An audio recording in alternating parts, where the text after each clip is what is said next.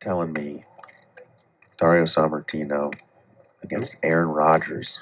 You're telling me that's not Aaron Rodgers after a quick trip to the jungle. Maybe he sees the shaman, drinks the A little bit of path to ayahuasca. enlightenment. Yes, exactly, Maria. Comes back fresh for the main event before the football season starts. Oh, finding a little 3-bet, a little light here, but someone's got to put a stop to the Sammartino train. Those psychedelics do open the path to creativity. This is pretty interesting. Giving Dario an amazing price. Does look pretty strong from a sub 30 big blind stack though to 3-bet. Yeah, it really does. Just doesn't make sense. Dario does have the ace. Great intuition.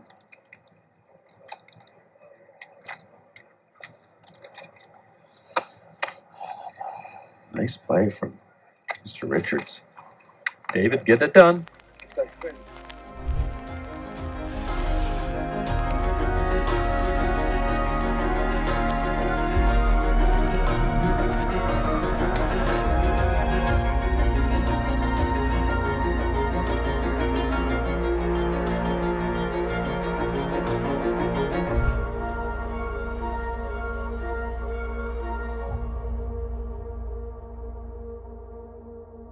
Sasha Feinstein, Aaron Rodgers, in the intimate conversation.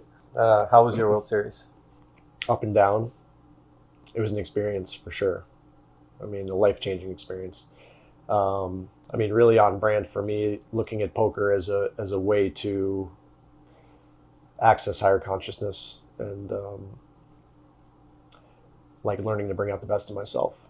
So to start, it was 0 for 16, which was basically getting what I paid for. It was getting a reflection of who I was through poker results. So who were you? Scared, empty, invalidated, needing results to validate who I am as a person.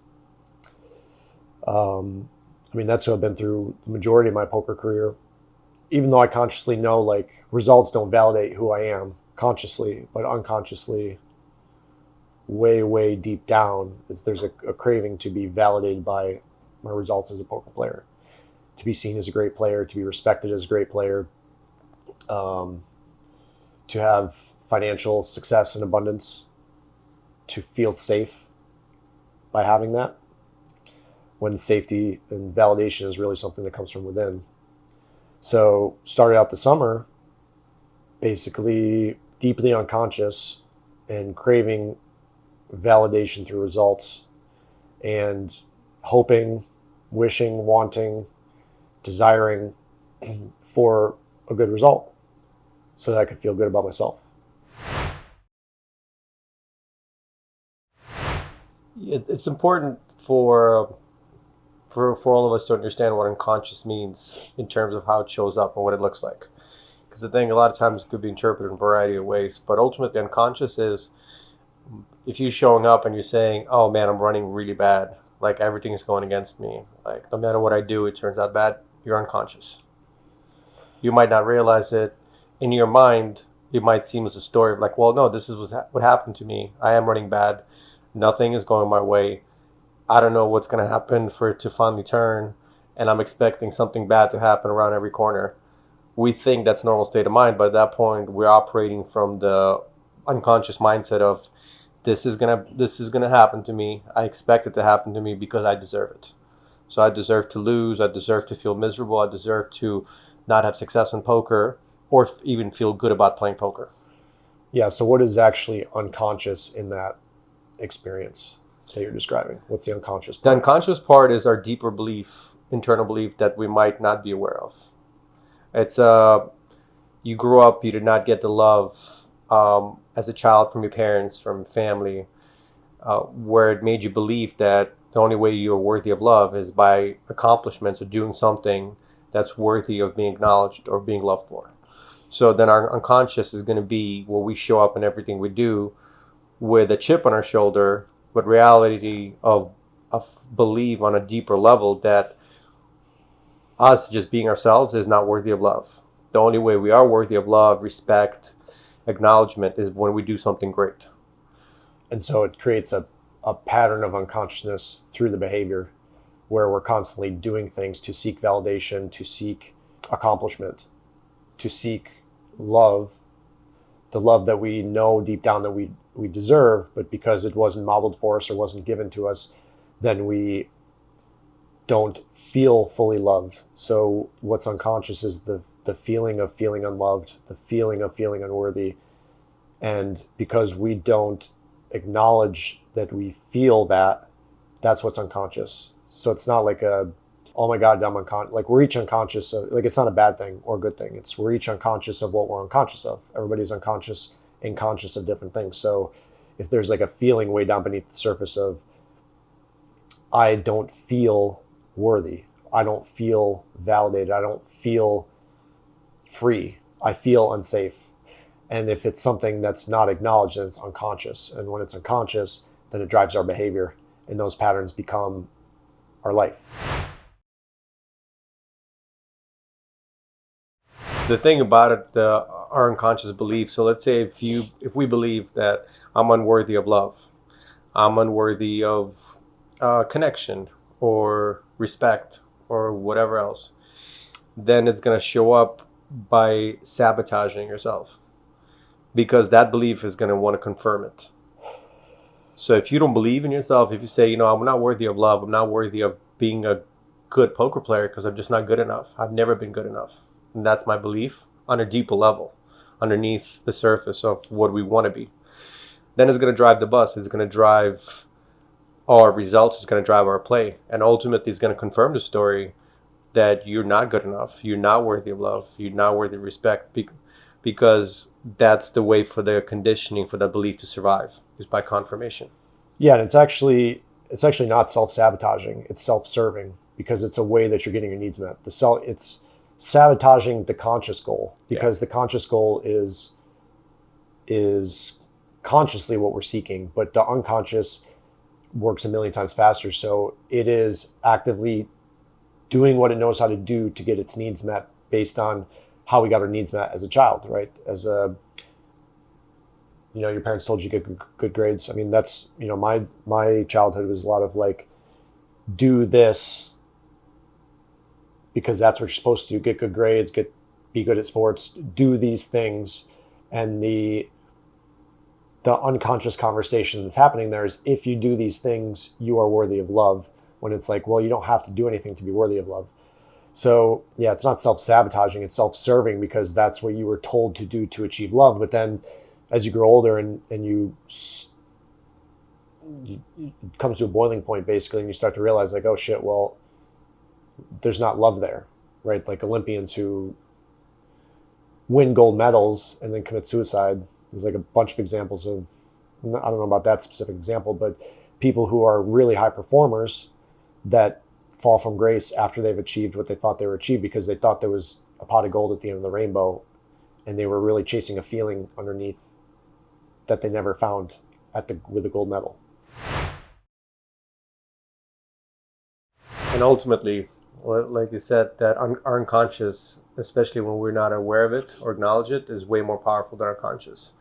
So as I'm sure pretty much every poker player can relate, we all have goals coming into a tournament or a cash session of, I'm going to play great. My goal is to play amazing, being neutral, being focused, etc., etc. Logical. And then something happens or something doesn't happen. You start feeling a certain way. Emotions start coming up, or you just start feeling unsettled or just not tuned in. And then you make a decision that doesn't even make sense logically. That you go afterwards like, why did I do that? And that's the unconscious saying, well, conscious goal is one thing, but unconscious to confirm that you're not good enough, that you're gonna fuck up, that's who you are. Yeah, and so that unconscious feeling, whatever's unconscious, will manifest through the behavior. And so for me, we could talk about day one, right?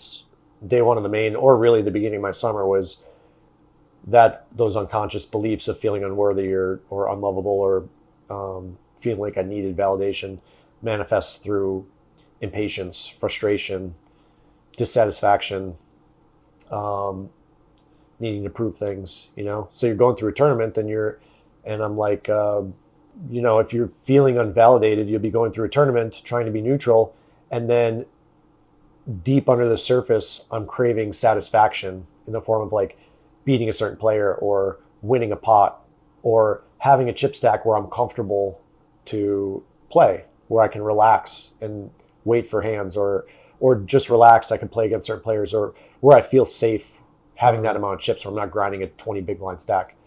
And then what happens is you get chips and then you blow through those chips because you're dissatisfied when you don't have enough chips, and then you get chips and you're dissatisfied again, and then you're never present. The dissatisfaction, the impatience is driving the train. I mean, in my experience, being there with you and just kind of like watching from the sidelines, like I observed you when you go from boredom, like the unconscious belief, like I'm playing tournament, this is not enough. Meaning just being present at the table is not enough. I'm bored. I need something to happen. I need to get a hand. I need to make a hand. I need to win a big pot. I need to do something. Otherwise, why am I here? So this was already unconscious talking. And then even after you'd win a big pot or a couple of big pots, now the fear, unconscious fear would come in. And it would say, oh shit, well, remember last time when you were deep stacked and you fucked up because you blew up or you overplayed a hand or you bluffed off for no reason and you're going to do that again. So then it's like a constant swinging pendulum from boredom, just tired of this, don't want to even be here, to, oh my God, I'm going to make a mistake. I'm going to just blow it all and just lose everything. So unconscious constantly staying in that story of the past, which translates to fear of the future, and we were never present. We don't have any connection to the actual tournament, to why we are there, to our conscious intention. So whatever intention we set for that tournament just went out the window, because then unconscious would take over the bus and drive it off the cliff. Yeah, you were there with me every tournament I played, right? So I'm typing notes in my Apple Notes that's shared with you. So you're literally reading, I'm typing a stream of consciousness of what's happening in the tournament. This is a hand. This is how the hand played out. These were my thoughts during the hand. And so you're seeing objectively, neutrally from the outside, a picture of what I'm going through. So you can actually see the conversations I'm having consciously and unconsciously in the hand. And then you're guiding me from the outside saying, oh, hey, I see this coming. I see the boredom. I see frustration. I see dissatisfaction. And then we get to part of our process is we get to get up and clear it out.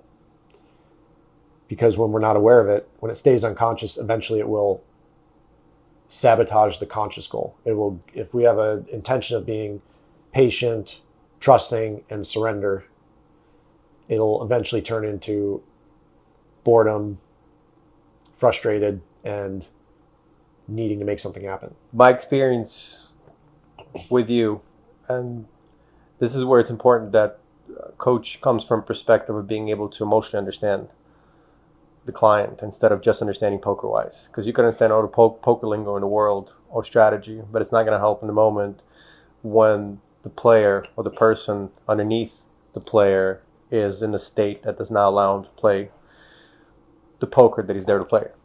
So being able to ground and come back to the middle of where we want to be, that was the main, I wouldn't say battle, but that was the main intention. That was something that was really challenging for us. And the reason why, it's because the biggest breakthrough that we got to have is trust.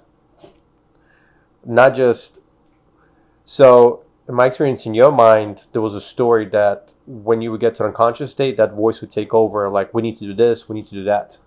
And ultimately that voice, what it was saying is you can't trust him. But what it was saying underneath that is, it's not about you can't trust Sasha, it's you can't trust yourself. I can't trust myself. So the only thing you can trust is the voice. And the voice, it's the voice of pain, the voice of ego, the voice of control. I'm going to hold this tight and make sure that we'll do it our way. Because why? What's the purpose of the voice? Well, the voice is there to keep you safe. Or at least it tells you, keeps you safe. And when we are unconscious of what's happening, we believe it because that's the voice that's been with us our whole life. We have this voice since we were a child. And that's the voice when our parents would scream at us, and we hear that voice say, oh, okay, I'm going to protect you. Even though ultimately that voice was something that's there to invalidate and something that unconsciously believed that you're not worthy of love. But that's all we know. And when we're not aware, we're not consciously aware of what's going on within, we believe that that voice is there for us. And this where the biggest breakthrough came in, is that you were able to say, you know what, I've been here my whole life and it's been telling me a story and I need to follow it and not listen to anyone else, including myself or my own intuition. I'm letting go. I'm choosing to hear it and say, thank you. I'm going to do and I'm going to be what aligns with me. Yeah, and the voice does keep us safe. It does accomplish what it's trying to accomplish, right? Because it's the goal of the voice is to avoid pain. If you listen to me, right? So you're a child and you're getting yelled at by your parents, or you go through a traumatic experience, right? And then the voice is an energy that is created to compensate for this huge thing that's happening that at the time you don't know how to process. You don't have the skills to cope with or to deal with or anything. So then that voice stays with you, and it says, if you listen to me, you'll avoid the pain. There's pain there, and you felt pain in terms of being invalidated. Emotional pain, physical pain, all that stuff. And so if you listen to the voice, it literally keeps you safe from that pain. It keeps you avoiding the pain. In poker terms, that might be like not pulling the trigger when you should pull a trigger, or not calling when you know you should call, because when you make a wrong decision, you feel the pain of losing the pot, and then the voice comes in and goes, I told you, you should have fucking listened to me, you should have played it safe there, you should have done this and that. And so it actually avoids the pain, but what it does as a secondhand effect is that it keeps you numb. It keeps you in the box of resistance. It keeps you safe and comfortable, but the trade-off is that you're never fully free. You're never fully confident, courageous, or whatever. It just makes everything smaller and smaller. And then that your energy as a human gets boxed down in, and eventually it'll blow up. That's why I see people having like emotional tirades, or in poker terms might be like playing tight for a long time and then just having like an inexplicable blow up that doesn't make sense poker wise. The realization is that the voice tells you, I'm here to keep you safe. And we believe it because that's the only voice we know. That's the only thing that's kind of been around. That's been the constant in our lives, our whole life. So all the relationships come and go, but the relationship with that voice in our heads that tells us, do this, don't do that. You're scared of this, or I don't trust this. That's the voice we know. So in our mind, we do associate it with feeling of safety. But reality is that it's kind of a lie. And the reason why it's a lie is because even when we listen to it, or we think we're listening to it, afterwards the voice does what it does, which is invalidate, confirm the story that it's there playing in our head. I'm not worthy of love. I'm not worthy of respect. I'm not worthy of connection and everything else. And it then confirms, because we make a decision doesn't work, we still hear it right afterwards. Oh, you fucked up. You should have done this. You did that instead, and you should have done this. So ultimately the breakthrough was, and this is enormous because this is a breakthrough of a lifetime, not just in poker terms, but as a human being, is to say, I'm okay that if I make a decision on my own intuition, my own volition, that how it works out, it works out. And then if that voice comes in and tells me, you're a piece of shit, you blah, blah, blah, you're not good enough, I am aware enough, and I'm choosing to love myself to the point where even when it comes, I still say thank you to the voice, and now I get to love myself still, regardless of how I showed up in poker, at the table, or even in life. And it's important to note that, this is why we use everything in poker as a reflection, is because if we're not using it as a mirror, then we become a victim of circumstance, or we become, we make excuses for the results, or we use the results, the voice uses the results to invalidate and beat up. So it's important to look at what's being created, right? My 0-15, 0-16 start, and take responsibility for that, and realize that it's the unconscious is creating that. It's not just random variance. It's not, oh, I had a bunch of bad hands or whatever. It's literally the unconscious is creating the circumstance that mirrors how you feel on the inside. And then once you realize that, you're seeing actually a reflection, clear reflection of the voice, because regardless of your results, right? We said if I shipped a tournament early in the summer, it would probably make things worse because it would cover up the invalidating conversation. And I would be like, no, look how great I am. I won a tournament. And then that conversation would just hide for a while, go dormant, and come out later. So literally the 0-15-16 start was such a blessing because it showed me where I was at as a person. It showed me the conversations that were happening. And then as a conscious, responsible, sovereign individual, it's an opportunity to look at what's being created and say, how am I creating this?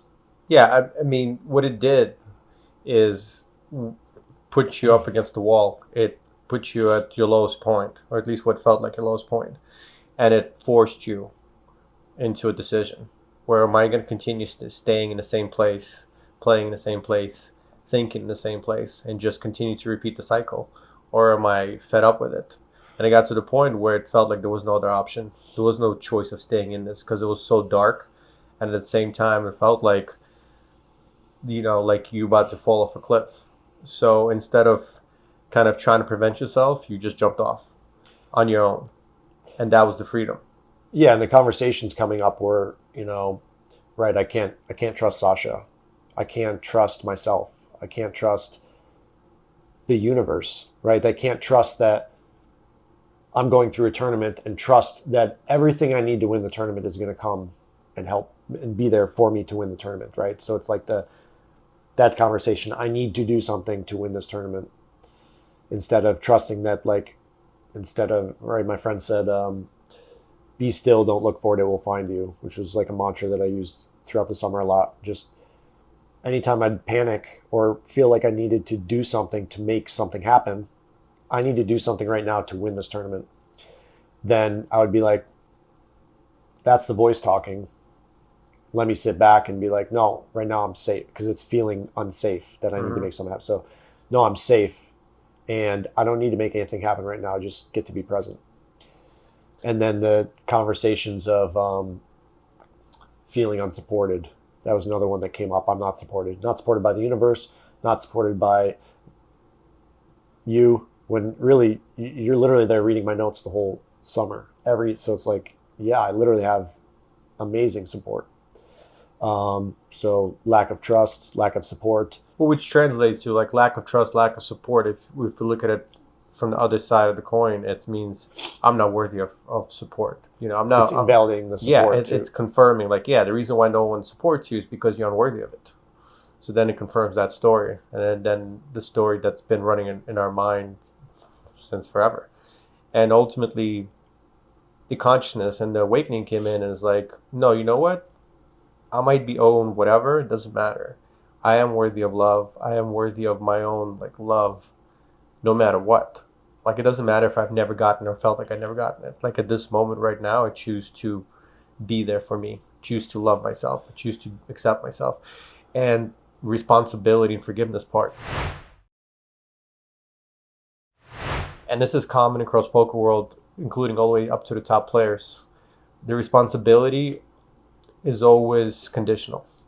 Oh yeah, I take responsibility to this point, but then did you see how I ran at the end? I got this in this hand and I lost, so blah, blah, blah. You all saw me running bad.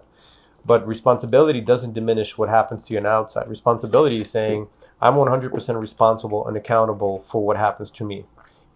Even if I got in with pocket aces and I lose, it doesn't matter. I'm still responsible for it, and that actually creates freedom. Because then we stop looking for outside circumstance to control how we feel inside.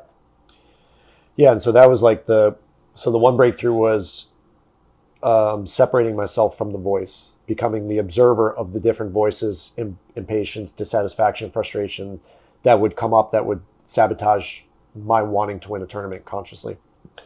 And then the second breakthrough was, and I made a post about this on day one of the main event, was just realizing that even winning the main event won't change my life. I wrote that, and I had a couple comments being like, what? You're going to win the main event, it's not going to change your life. And what I meant was, it might change the external circumstance. You might get a house or car, or, it might give you more means or resources than you had initially. But what it doesn't change, and what I was always misled to believe, was that it would change how I feel about myself. And even winning 12 million, even if it did change how I feel, it would be very short-lived. It would be, look at me, look how great I did what I need to do. I won, I'm the best. And then that conversation is very short-lived. That's not built on any sort of foundation at all. So then it just disappears, and then I'm back to square one, feeling empty. Yeah, it's no different than when we were as kids. You were telling me a story like you'd win a swimming competition or you do really great, and the feeling of feeling good about it was so temporary. It would just be fleeting. You feel good about it for a moment, sometimes not even, and then it would just be like, what's next? Yeah, I don't even think I would oftentimes feel good at all after. And yeah, so the realization was, even winning the main event won't change how I feel about a person, about myself as a person. It's an inside job, and I have to, not have to, it's my choice to feel great whether I bust out day one, whether I go 0 for 16, or whether I win the main event. And if that sense of self, that sense of worthiness, purpose, love, joy, authenticity, and gratitude is not there when I'm 0 for 16, it's not going to be there when I'm first in the main event. Telling this to a lot of people, like, hey, it's your job to feel great. And our response would be like, well, how am I going to feel great when I feel miserable? Like, oh, like mantra, is that going to work? But the realization, I think the breakthrough for you was, especially in tournament where you played first really conscious top level poker, is when you felt miserable. You came into classes, you were 0-15, and you came in and you acknowledged, you know what, I'm not going to run away or try to, which was the pattern before. I come into the tournament and I'm going to try to do something in a tournament that will create results and that will make me feel better. Instead, you said, no, I feel like this, and I'm actually acknowledging and aware that I'm feeling this because I am, not because of poker. So me being present with this game, me being present here, is me loving and accepting myself, or at least accepting myself in this moment as I feel really shitty internally. Instead of trying to avoid it. Yeah, as you said that, I remember that because I had a workout that morning, and my trainer loves to kick my ass. And I was like, he's like, calls me and is like, hey, how's it going? And I was like, dude, I'm in some pretty severe pain. Like, I hate life right now. Like, I'm going through some shit, poker-wise, off the felt. I feel like absolute dog shit. All my emotions and frustrations and everything, it's right up on the surface, and I can't avoid it anymore, which I was trying to avoid it early in the summer. And he's like, all right, well, let's get through the workout. And then I did the workout, and then I just remember showing up to Colossus being like, I don't even give a shit how I do. Like, I cannot feel any worse than I feel right now. So I have absolutely zero expectations of how I'm going to perform today. And that was my first cash of the summer. Yeah, you allowed yourself to actually drop into what you felt. And by stepping into that feeling, I'm feeling terrible, I'm feeling shitty, instead of trying to avoid it and kind of going around it and trying to create something on the outside to feel different. By stepping into it, it created a sense of safety, actual safety, because you told yourself it's okay to feel this way. It's okay to feel shitty. It's okay to feel miserable. It's okay to feel upset, sad, angry, depressed, whatever. And being present with it actually created a sense of relief, a sense of like, this is okay. And then the desire to do something on the outside to change it disappeared. So in poker terms, it showed up as patience, as being present, as letting it come instead of trying to find it or locate it. And actually being able to play poker, in my experience of observing it from outside, created a sense of peace. Because you're like, you know what, I'm actually enjoying being here and having this opportunity to just play poker, play cards with other people right now. So that created a sense of gratitude and a sense of like underneath all of it, like almost a sense of joy. Like, oh my God, so this is okay. And that was like the big breakthrough of like, it's okay to feel what I feel. And when I step into it, instead of it feeling worse, which is what the voice always tells us, hey, I'm going to try to have you avoid this feeling, avoid all the pain. By stepping into it, realize, you know what, when we step through it and step into it, it actually feels better. it actually feels okay, because then we stop fighting it. So it's the resistance to the pain that really hurts, and that creates that sense of discomfort and pain and struggle. Yeah, and we saw throughout the summer even some of the top level pros who are known for knowing what they're doing, being logical, knowing what to do in certain moments or whatever, get off track with that and make some pretty big errors at really important parts in, say, the main event, because there wasn't the conscious awareness of what the emotional state was underneath. We always hear about what's the number one thing poker players, especially in tournaments, like try to avoid, and it's always blow-ups.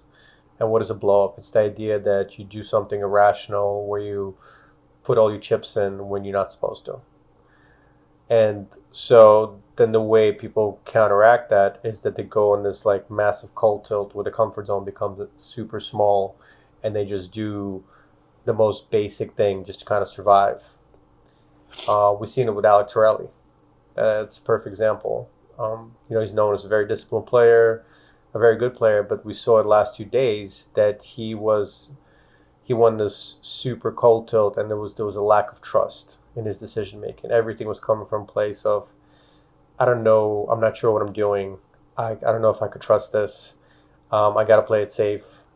I got to make decisions that are safe. So if I have a hand, I'm going to call off here because I have a hand. So at least I know, it's something I could lean on. When I don't have a hand, I'm not really going to take chances and bluff, because what if I'm wrong? I'm not going to put my stack in and be wrong and blow up. So it created the sense of where we see in this player that's probably a very good player when he's grounded in his state, in his presence, playing from a place where it's almost unrecognizable. And we could all relate to that, and we all have seen players of every level and caliber get into that state. What does it mean to be an cold tilt? It means we'll make the most passive play and lose the maximum amount of money without giving ourselves a chance to win. Here we see Alec open with pocket sevens in late position, get called in button by Walton, and small blind and big blind. So far, everything is standard.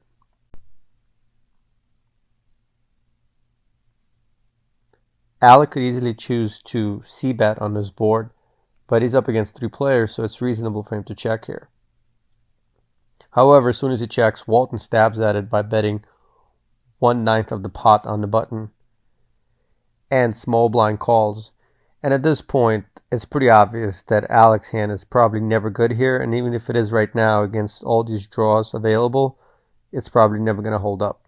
So it's a clear fold, or maybe check raise, which doesn't make much sense. However, calling here is just not an option.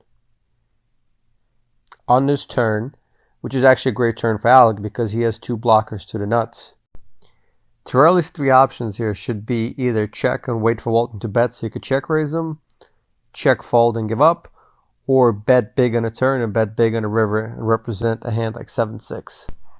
Instead, Alec chooses the 4th option, which is bet 1/3 of the pot into a wet and coordinated board, which obviously triggers Walton into realizing that Alec should never have a real hand here because he's not protecting anything, and induces Walton to a raise. So Torelli's cold tilt bet induced Walton into a raise, which pushed out and squeezed out the real hand from the small blind. And the last bit of cold tilt from Torelli shows up when he snap mucks a hand that's a perfect 3-bet candidate.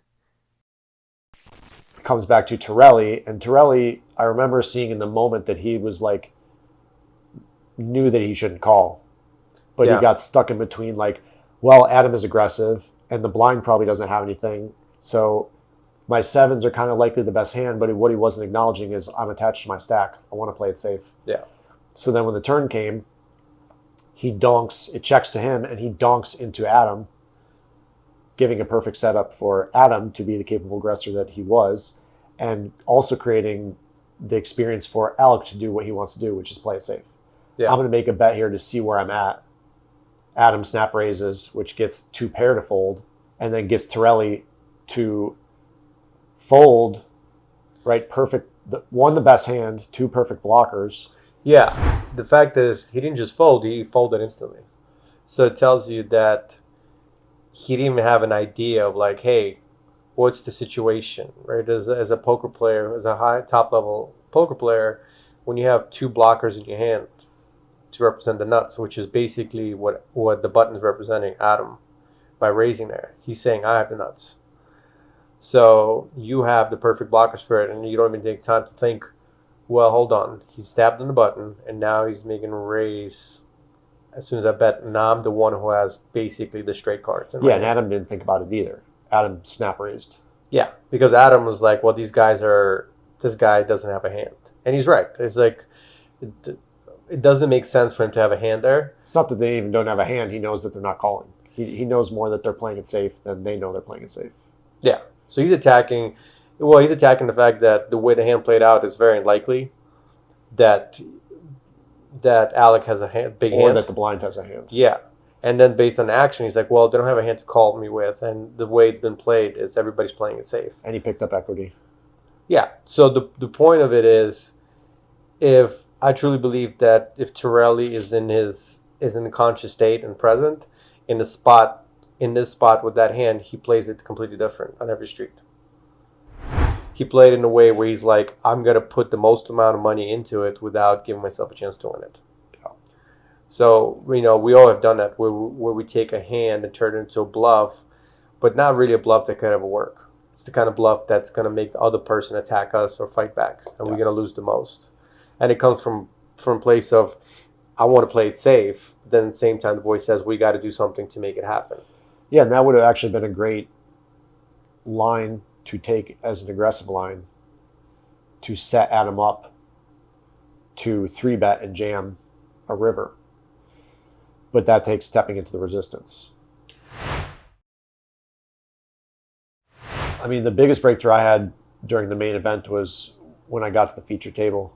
I mean, day one was basically a train wreck. I was a jittery mess. I didn't stay connected to my intention. Day one is a bingo fest anyway, so I was like caught in between, well, I know I need to get chips, but I don't want to lose my stack, and then I wasn't playing purposefully. So day one, I ended up with 17,000. And most of day one, I spent sitting in the hallway meditating because you were just trying to get me up from the table, because you're like, if I don't get Dave up from the table, he's not going to have chips left by the end of the day. And then day two, well, no, you finished day one with 27, I think. You were as low as 17. Right. Yeah. But yeah. 27. But even the 27, it's like you had to hit a hand because I think it was like a runner flush. Yeah, I hit a hand, and then I lost, and then I couldn't hold on to them. I lost 4,000 the last hand of the day because I 3-betted under the gun opener for whatever reason. And then day two, I ended with 46,000. I don't remember much of day two. Day two there was more awareness. So day one, my experience with you was, it was just pure resistance, and it wasn't, you were acknowledging, like you were seeing it, but it felt like resistance was controlling it. Everything was resistance to be present, resistance to being patient, resistance to being aggressive when aggression calls for it, resistance to letting go when it calls for it. Everything was, I'm dissatisfied, I don't want to be here, I'm not worthy of this, of even being in this tournament. And it was all showing up, and there was the huge overwhelm of the resistance that just was running everything. And although you were in a place of like, I want to see how to step through it, but there was a sense of, I don't know how. And I'm just lost. Yeah. So, yeah, but the fact is you stayed with it, because all the way through the end, you were like, okay, I know I'm feeling all this now, and now I'm just going to just stay present with all this and just hopefully make it through the day by just being present with what I'm feeling. And day two was continuation of, but now it was much more present, because now the resistance was there, but you could clearly see, okay, it's the fear talking. I don't want to get knocked out. Now I'm on day two. I want to survive. I want to make it through the day. So it was like every day there was a little bit of movement towards being present and toward disassociating from the voice of, I'm not enough. I can't trust myself. And day three, the big breakthrough was finally, before you got moved to the stream table, you already had the sense of like, you know what, I could trust myself. I think I'm getting to the space that I'm seeing it and I'm okay with whatever happens, and I'm just going to trust and just go with it. Yeah. And then the feature table was a huge breakthrough because, even Maria said it on the commentary, right? Everybody, typically when you get to the feature table, you're worried about what other people think of you, what if I bust out? What if people judge me? Which is, again, projected judgment of yourself, right? So I don't want to judge myself for what I do, and it looks like other people are watching, but they're going to forget about you in 5 seconds anyway. So it's your own projected judgment. But I was really excited to be on the feature table, and I just, that was at the point in the tournament where everybody was playing very straight ahead. It was a couple hundred people before the money, so the game was getting very like, I'm playing safe. I'm trying to pick up easy money without risking my stack. And then, once I realized that, I'm very comfortable playing in those games. So, that's like, all right, this is the comfort zone. The comfort zone is opening to steal the blinds, peeling the flop to improve, to try to smash a hand, or barreling with hands to protect them. And that's it. So the game becomes very simple. And then, once we know that the game is in that comfort zone, then it's like, okay, well, I just do one step outside the comfort zone to pick up chips. And at that point, I had, I've done enough work with emotional intelligence and psychedelics to realize the conversation of what are people going to think about me is a trap conversation anyway. So when I was playing at the feature table, that wasn't going through my head. I was more like, that was the first time in the entire summer, really, where I was fully present, where I was watching the players and I was trusting what I saw. And I was like, I'm going to make this play regardless of what happens. And, you and I talked about it. There was definitely some sizing errors and some strategy errors that I get to work on.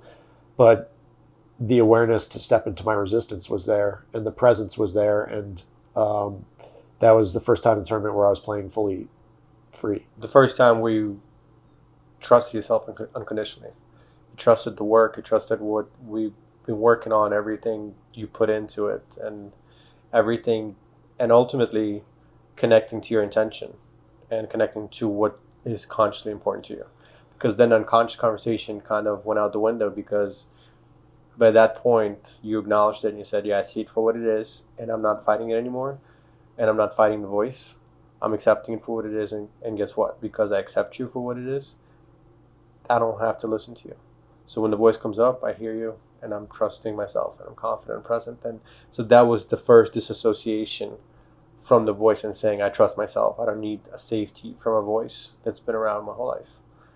And so, yeah, that facilitated true freedom, where you were just free, you were flowing. And that's the first time I experienced you probably entire summer in the pure flow, where everything was so easy and simple.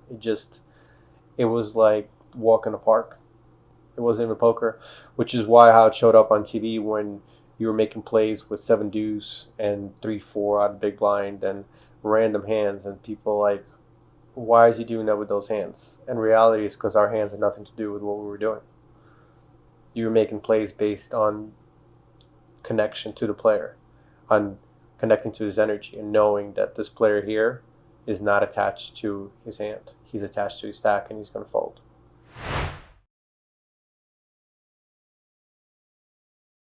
First, we got to do is bring awareness to it that it's there. What the common way of responding is, we want to kind of push it down, avoid it, numb it, go around it, find ways to basically pretend it's not there. And the idea is, if we ignore it, if we act like it's not there, it's going to go away. In reality, it's not. The only thing that could happen is it might get a little bit subdued, where it sort of becomes dormant, but it's always going to be there underneath, driving our actions unconsciously on some level.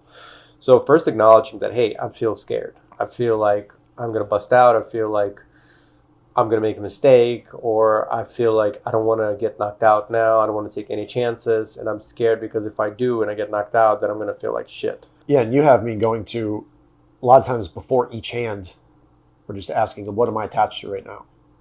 Am I attached to my stack? Am I attached to playing it safe? Am I attached to fighting for pots? And so we start each hand with 1, deep conscious breathing, and then 2, creating clarity and consciousness around, in this moment, what am I attached to? Like, am I in cold tilt or hot tilt, or like, what state of mind am I in? So that when we get in the hand, there's more clarity, because we've already set the stage for understanding, where are we neutral? Are we triggered? What's happening? And you don't have to necessarily be neutral in the moment, but by acknowledging that there's attachment, let's say to our stack, that already creates, enough neutrality where we're able to operate from a deeper purpose or intention than just attachment. Because then we go, oh, okay, right now I feel attached to a stack. I'm fearing, I'm afraid that I'm going to lose everything. I'm going to get knocked out. Okay, so I get to see it for what it is, step through it, breathe through it, and just be like, okay, like, you know what? And then make conscious choice. If I get knocked out, it's okay. If I make a decision and it takes me out of the tournament, I'm fine. I'm going to feel the same way about myself no matter what. Well, you're, you know, you have that tournament you always talk about where you final table day. It was a tournament in Cali. It was at Hawaiian Gardens, or not. it was at the Wynn. The Wynn. Yeah. Okay, yeah, but you were like in such emotional turmoil on day 2, but you just made a conscious choice to like, all right, whatever I'm resistant to in the moment, I'm stepping into it. Yeah, I was like in a panic attack state where I was in such a distressed state that I wanted to go in just so I could leave, because I felt like I couldn't be there. Like what I was experiencing physically and emotionally felt so overwhelming that I couldn't handle it. Like I was like, I'm gonna throw up at the table because I'm just feeling that sort of distress within. And then that moment I made a decision, like, okay, so I get to make a very simple choice every time in the hand. I get to take a breath, open my eyes, go through a quick process of connecting to the player, and then seeing whatever it is and making the quick choice right afterwards. So if I see that it's weak, that the person is disconnected, or whatever it was that allowed me to connect to where he was at, I'm just going to go with it, no questions asked. So then it was just all in or fold for like 5 hours straight. And it was terrifying. My heart would be racing out of my chest every time. But then as I kept going, it created a sense of comfort underneath. So even though I was feeling all those feelings, underneath I was like, okay, I'm allowing myself to still be present and do what works, even though I'm feeling like shit. Yeah. But the main thing was acknowledging and really stepping into, I feel like shit and it might not change. And it's okay. So and I might bust out. I'm yeah, not attached to outcome. Exactly. So it was really stepping into the feeling of, this feels terrible, and it's okay that it feels like this.